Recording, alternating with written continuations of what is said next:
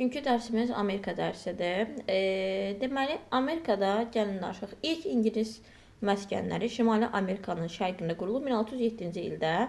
İlk yəni İngilis koloniyalarıdır. Kimlər gedib koloniyalar qurdu? Torpaqsız olanlar, bir də dinli təqibə məruz qalanlar idi. Bunlar koloniyalarını qururdular. Bu koloniyalarda 13 koloniya çatmışdı arada. Bunların adlanırdı, yeni İngiltərə adlanırdı. Kimlər qururdular? İngilislər, Hollandlar, Fransızlar, Almanlar, İspanlar, Portuqallar. Amma onların yerli əhalisi, yəni Amerikanın yerli əhalisi kimlər idi? Hindular idilər. Onlara həmçinin nə deyirlər? Qızıl dərilər də deyirlər. İngilislərlə Hindlilərin toqquşmasından yəni danışaq. İngilislər, Hindular niyə toqquşdular? Səbəbləri nələr idi? Deməli, yerli əhali ilə İngilislər gəldilər Amerikaya, Şimali Amerikaya. Burada yerli əhali Hindular idi. Onlarla pis rəftar etməyə başladılar. Hətta onları soyqırma məruz qaldılar. Nəticədə nə oldu? İngilislər qalib gəldi. Niyə? Çünki Hindular qəbilələr arasında birlik yox idi. Burasından danışdıq. Gələk nədən danışaq? Koloniyalar arasında fərqlər. Şimal koloniyaları var idi. Bir də cənub koloniyaları var idi. Bunu yadınızda saxlayın. Şimal koloniyaları kənd təsərrüfatı üzrə inkişaf eləməmişdi. Daha çox sənətkarlıq idi, sex məhsulları idi.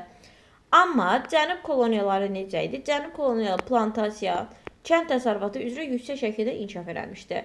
Plantasiyalar yardırdılar, qarğıdalı, tütün əkirdilər. Bunları bildik. Sonra qul alveri getdikcə məşhurlaşmışdı. İlk qullar yadınızda saxlayın, qaradərili qullar 1619-cu ildə Holland gəmilərindən gətirilibdi Amerikaya. Sonra bu İngilis koloniyaları deyərsiniz ki, kimlər tərəfindən idarə edirdi? Qubernator idarə edirdi. İngiltərə Amerikaya qubernator təyin etmişdi ki, bu İngilis koloniyalarının idarəsi. Amerika deyəndə hələ Amerika rəsmi yarandığı 1776 deyəcək. Yəni bu koloniyalar qubernator idarə edirdi. Hər bir koloniyanın da məclisi var idi. Məclis səs verirdi, qanunlar qəbul edirdi, vergiləri müəyyənləşdirirdi. Təkcə kim məclisin səlahiyyətlərini ləğv edə bilərdi? Qubernator idi ki, məclisin səlahiyyətlərini, yəni məclisin seçilməsini ləğv edə bilərdi. Gəldi İngiltərə Fransa arasında getdiriyi müharibə 1756-da başladı, 1763-də bitdi. Müharibənin kimlər vuruşdu? İngilislərlə Fransızlar. Niyə vuruşdular? Müstəmləkələr uğrunda. Kim qalib gəldi? İngiltərə qalib gəlir. Hansı ərazilər götürür? Kanada və Benqaliyanı ələ keçirdir. Hansı ərazi oldu? Kanada və Benqaliya. Buranı bildik. Bu müstəmləkələri İngiltərə bir sıra qadağalar qoymuşdu. Yəni koloniyalar. Koloniyalar qərbə doğru köçə bilməzdilər. Sonra dəmir məlumatları hazırlaya bilməzdilər. Parça toxuya bilməzdilər. Deyirdi ki, məhsul hazır şəkildə İngiltərədən gətirməlidir. Çünki İngiltərədən gətirirdi, baha qiymətə satırdı. Sonra başqa ölkələrlə ticarəti məhdudlaşdırır. Yüksək vergi ödəməli idilər. Sonra 1765-də möhür qanunu qəbul elədi. Bütün çap məhsullarıdır, qəzetlərdir. Bunlara möhür rüsumu qoyuldu. Amma sonradan narazılıq oldu deyib bu dayandırıldı. Burasını bildik. Boston çay qonaqlığı nədir? 1773-də baş verib bu hadisə. Boston çay qonaqlığı o idi ki, elə bil ki, İngiltərə öz gəmilərindən çay gətirir. Bunlar da üsyan olsun deyə, yəni qarşı çıxsınlar deyə, boykot eləsinlər deyə. O çayları nə varırlar? Boston limanına tökürlər, yəni çayı tökürlər. Və buna Hindular etiraz edir. Hətta gəmilərə hücum edirlər, çay yeşiklərini körfəzin sularına tullayırlar. Və bu da Boston çay qonaqlığıdır. Və bununla da Boston, İngiltərə buna cavab olaraq əsəbləşib nağar Boston limanını bağlayır. Gəldik birinci istiqlaliyyət müharibəsinə Şimali Amerikada. İstiqlaliyyət azadlıq uğrunda mübarizə. Yenə deyirəm, Amerika xalqı hələ yoxdur. Hələ mübarizə aparır İngiltərə ilə. Niyə? Öz dövlətlərini yaratsınlar deyə. Yəni daha çoxsu İngilislər köçüb gəlib koloniyalar yaratmışdılar. Amma vahid Amerika dövləti var idi mi? Yox idi. İndi bu üçün mübarizə aparılır. Birinci istiqlaliyyət 75-83-cü ildədir. Həmin ildə deməli Philadelphia konqresində George Washington azadlıq ordusunun baş komandanı seçilir. 1776-cı ildə Philadelphia konqresi keçirilir. Philadelphia 75-də dedik Philadelphia'da 76-cı ildə nə keçirilir? Thomas Jefferson istiqlaliyyət bəyannaməsi qəbul olunur. Və bu istiqlaliyyət bəyannaməsindən artıq rəsmi olaraq ABŞ-ın yarandığı elan olundu. Baxın, buradan. 4 iyul günü Amerika Birləşmiş Ştatlarında nə gün kimi qeyd olunur? İstiqlaliyyət gün kimi qeyd olunur. Deməli, George Washington'da vaxt seçildi, ordunun baş komandanı 75-də. Bəs yaxşı, gəlin yadınıza saxlayın. İngiltərədə Oliver Cromwell nə vaxt seçilmişdi? 1645-də. Bəs yaxşı, nə vaxt idi Amerikanın yarandığı rəsmi şəkildə elan oldu? Yəni ingilislərlə mübarizə apardılar, rəsmi şəkildə öz dövlətlərini yaratdılar. 1776 4 iyulda. Nəyin götürür? İstiqlaliyyət bəyannaməsi. İstiqlaliyyət bəyannaməsi kimin idi? Thomas Jefferson'un idi. Sonra istiqlaliyyət bəyannaməsi nə deyir? Deyir hakimiyyətin mənbəyi xalqdır. Sonra nə deyir? Sonra deyir ki, bütün hakimiyyət xalqa mənsubdur. Deyir rəsmi şəkildə Amerika yaradıldı. Amma rəsmi şəkildə deyir İngiltərədən 13 koloniya ayrıldı, öz dövlətini yaratdı. Amma mənfi cəhəti nədir? Qulların, hinduların hüququnu nəzərə almadılar. Gəlin müharibənin gedişini danışaq. Müharibə nə vaxt oldu? 75-dən 83-ə kimi. Bu müharibədə deməli əvvəlcə Bostonu azad edirlər. George Washington'un ordusu. Amma sonra da İngilislər New Yorku bir də Philadelphia'nı tuturlar. Yadınızı salın. New Yorku Philadelphia'nı İngilislər tutur. 77-də Saratoga döyüşü baş verir. Saratoga döyüşündə ABŞ qalib gəlir və ABŞ-ın beynəlxalq nüfuzunu sual düşə bilər. Birinci dünya nə idi? Birinci İstiqlaliyyət müharibəsində ABŞ-ın beynəlxalq nüfuzunu artıran hadisə hansı hadisə oldu? Saratoga döyüşü oldu. Sonradan Benjamin Franklin Avropa dövlətlərinə yardım almaq üçün Benjamin Franklin'i Parisə göndərirlər. Benjamin Franklin Fransa Amerikanı tanıyır. Niyə tanıyır? Çünki İngiltərəni zəiflətmək üçün. Hətta Amerikanın ittifaq və ticarət sazişi bağlayıb. Amerikaya da borc verir. Bunu bildik. Yaxşı, gəlin bunu da yadımıza salaq. Keçən dərsimizdən bunu görürəm.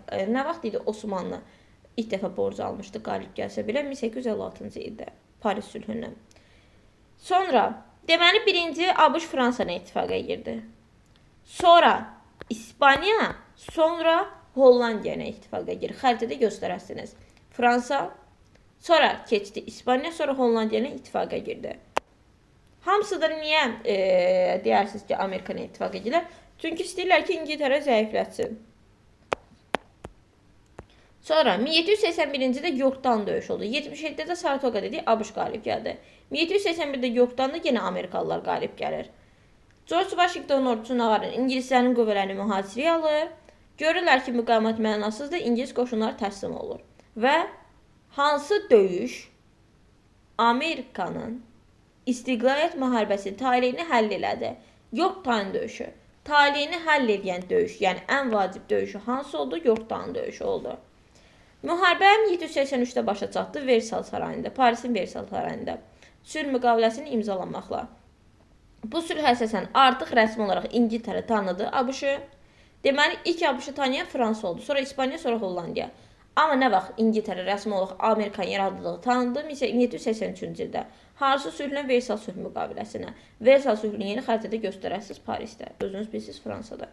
Sonra Allegan dağlarına, Mississippiyə qədər olan ərazilər Amerikanın sərhədlərinə daxil oldu. Amma Kanada İngiltərə müstəmləkəsi olaraq qalırdı yenə də. Gəlin, baxın, 1783-də yadınıza saxlayın. Kanada İngiltərə müstəmləkəsi olaraq qaldı. ABŞ-da İstiqlaliyyət müharibəsinin səbəbləri, əhəmiyyəti, nəticəsi var.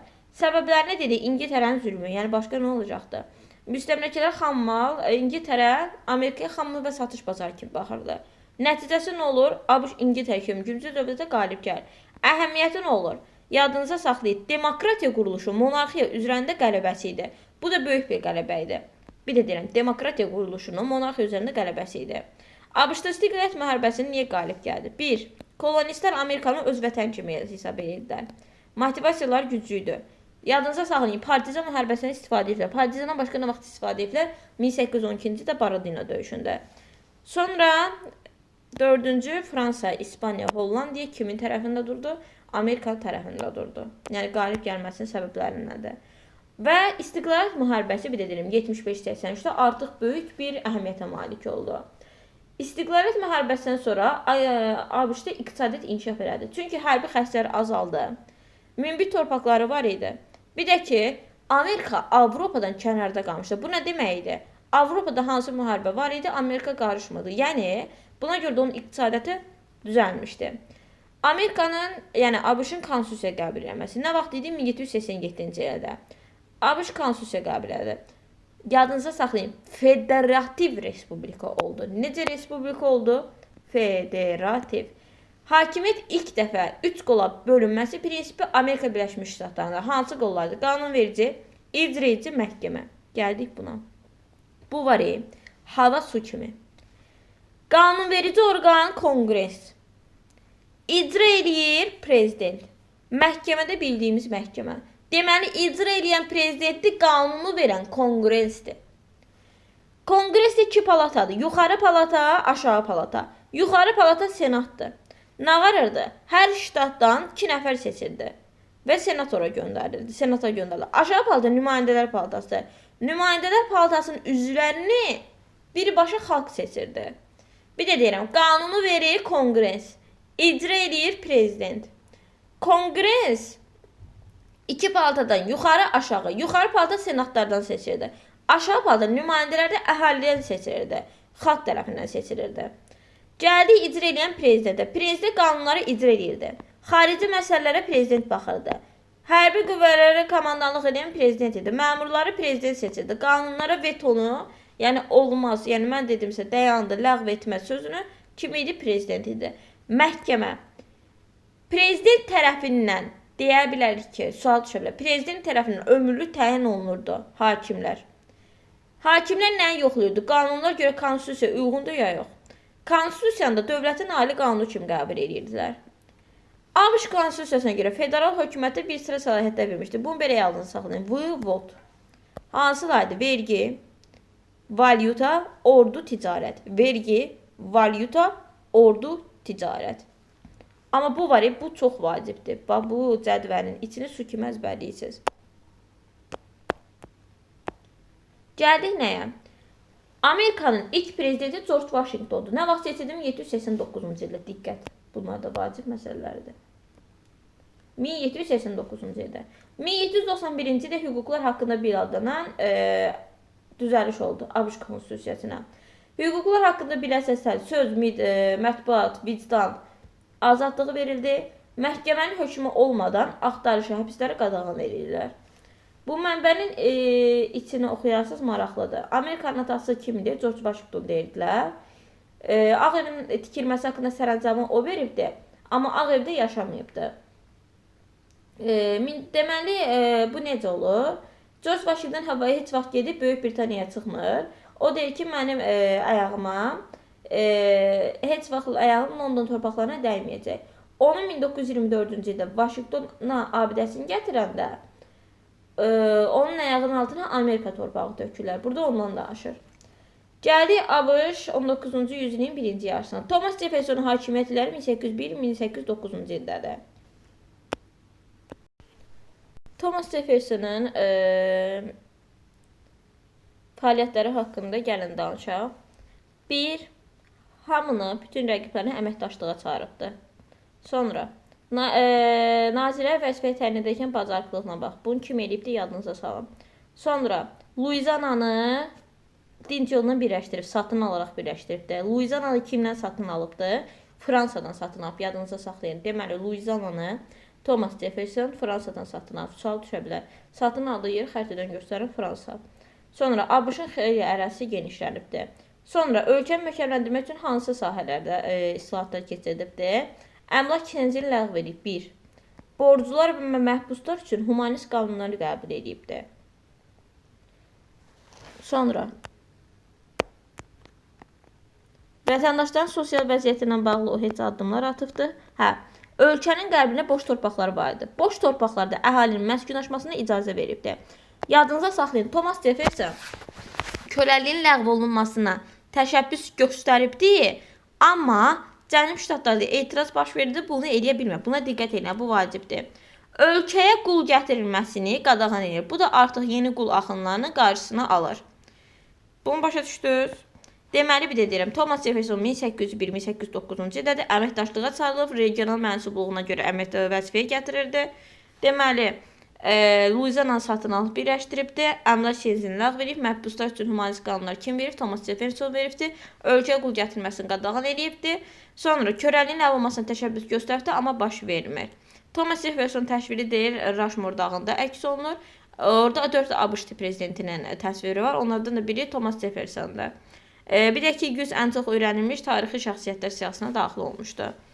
71-83 bunu dedik ki, müharibəsində, istiqlaliyyət müharibəsi Fransa ABŞ-a kömək eləmişdi. Fransa inqilabı baş verib 1789-cu ildə. Avropa dövlətləri Fransa ilə müharibəyə hazırlaşarkən Fransada gözləyir ki, ABŞ ona dəstək eləsin İngiltərə və İspaniyaya qarşı müharibədə. Amma ABŞ bir tərəf qalır və bu da Fransanın narazılığına səbəb olur. Bonaparte Fransada hakimiyyətə gələndən sonra diqqətini Avropaya yönəltdiyi üçün ABŞ-ın heç bir münasibətləri korlanmır, nizamlanır. Amma Fransanın İspaniyadan Luiziananı alması ilə yenidən nə olur? ABŞ-Fransa münasibətləri yenidən gərginləşir. Çünki ABŞ istəmirdi ki, deyirdi ki, cənubda zəif İspaniyanın yerinə gücü Fransa mülkü ilə sərhədin olmasını istəmirdi. Deyirdi ki, Fransa güclüdür, mənim onunla sərhədim olmasın. Napoleon Bonaparte nə qarır? Luiziananı ABŞ-a satır. Niyə? Çünki Napoleon Bonaparte həmin vaxtı pul lazım idi. Avropada müharibələr aparırdı. Amerika ilə İngiltərənin müharibəsinə baxaq 12-14-cü ildə. Deməli, niyə baş verdi? İngiltərə donanması Amerikanın Avropa ölkələrinə, Fransaya nə qarmışdı? Ərzaq daşıyan ticarət gəmilərini müsadirə eləmişdi. Amerikada demişdi yaxı 1783-də Kanada İngiltərədə qalmışdı. Amerikada Kanadanı istəyirdi. Bir də ki, İngiltərə istəyirdi ki, keçmiş müstəmləkələrini hansı ki işğal edibdi, hamısı geri qaytarsın. Müharibənin başladan kim olur? Amerika olur. Kanadaya qoşun yeritməsindən olur. İngiltərə Fransa Avropada məğlubiyyətindən sonra artıq bütün qüvvələrini ABŞ-a qarşı yönəltdi. Nə qarır? ABŞ iqtisadiyyatına zərbə yendirir və Vaşinqtonu ələ keçirir. Amma yadınıza saxlayın, birincidə New Yorku Philadelphia'nı tutdu. İndi 1812-14-də haranı tutur, Vaşinqtonu ələ keçirir. Amma sonradan İngilis qoşunlarını məğlub edir Amerikalılar və 1814-cü ildə Gent müqaviləsi imzalanır. Gent müqaviləsinin imzaladığı yer xəritədə göstərilirsə, Belçika, siz göstərəsiniz xəritədə. Sonra Gent müqaviləsinə əsasən artıq Amerika Kanada iddiasına əl çəkir. Yəni Kanada yenə İngiltərəyə qalır. Britaniya isə ABŞ-a öz müstəmləkəsi kimi baxmaqdan əl çəkir. Böyük Britaniya ABŞ-ı rəsmi olaraq tanıyır 83-də, amma müstəmləkəsi kimi baxmaqdan əl çəkir 1814-cü ildə. Tərəflər arasında müharibədən əvvəlki vəziyyətdə nə olur? Bərpa olunur. Buranı özünüz oxuyarsınız. Amma xəritəyə diqqət edin. Bu xəritənin içində yazılanlar vacibdir. Gəldik nəyə? Monroe doktrinasına. Monroe doktrinası 1823-cü ildədir. Monroe doktrinası nə deyir? Deyir ki, dünya Amerika və Avropa sistemlərinə bölübdür. Onlar da ki, bir-birinin işlərinə qarışmasınlar. Bu nəyə görə idi? Avropa dövlətləri Amerikada ağalıq edirdi. Bu siyasət ona qarşı yönəlmişdi. Deyir, gedin Avropa ilə məşğul olun, Amerikaya qarışmayın. Həmçinin bu Monroe doktrinasına Amerika qitəsində Amerikanın nüfuzu daha da artmışdı. Gəldik nəyə? ABŞ-ın şimal və cənub ştatlarına. Koloniyalar dedik, şimal və cənub koloniyalar. Gəlin ştatlara baxaq. Şimalda əhalinin çoxu, baxın. Şimal ştatları, bir də cənub ştatları. Şimalda daha çoxsu protestan dedi. Fermer təsərrüfatı idi. Cənubda amma katolik idi. Qul əməyindən daha çox istifadə olunurdu cənubda. Bunu bildik. Gəldik, bir də deyirəm, şimalda protestan idi, cənubda katolik idi. Bunu 100% yadınızda saxlayın. Qulların əməyindən daha çox harda istifadə olunurdu, cənubda istifadə olunurdu. Burasını bildik. Şimal nə oldu? Protestant, cənub katolik. Gəldik Amerika 19-cu yüzyılın ikinci yarısına.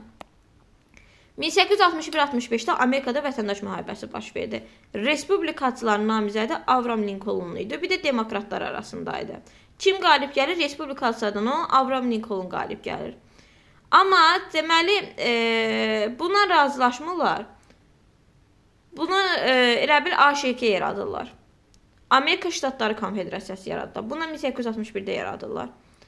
Artıq Abraham Lincoln bu qiyamçılarla müharibəyə başlayır. 61-65 buna görə vətəndaş müharibəsi adlanır. Müharibənin əvvəllərində şimal ştatlarında təcrübəsiz generallar vardı deyə onlar məğlubiyyətlə üzləşirlər. Amma sonradan ABŞ hökuməti vəziyyəti dəyişir və müharibədən qalib gəlmək üçün tədbirlər görür. ABŞ hökuməti hansı tədbirləri görür? 1862-ci ildə Homesteadlər haqqında qanun verir. Bu qanun nə idi? Deyir, torpaq becərmək istəyən Amerikalı cüzi pul versin və qərb torpaqlarında 65 hektar torpaq sahəsi alsın. 1862-ci ildə azad olma haqqında bəyannamədir. Və bu bəyannamə ilə nəhayət 1863-cü ildə ABŞ-da köləlik ləğv oldu. Deməli, kim ləğv eləmək istəyir? Thomas Jefferson. Kim ləğv eləyir? 1863-cü ildə. Həmin vaxtda kim düşür? 1861-65-ci ildə Abraham Lincoln düşür. Sonra 1865-də vətəndaş müharibəsi başa çatır. Şimal ordusu AŞK-ni məğlubiyyətə uğradır və onun paytaxtını tutur. Və bununla da Şimalın qələbəsinə başa çatır. Şimal cənubu artıq söhbəti yığışır, iki hakimiyyətliyə son qoyulur. Amma sonradan Abraham Lincoln teatr salonunda öldürülür.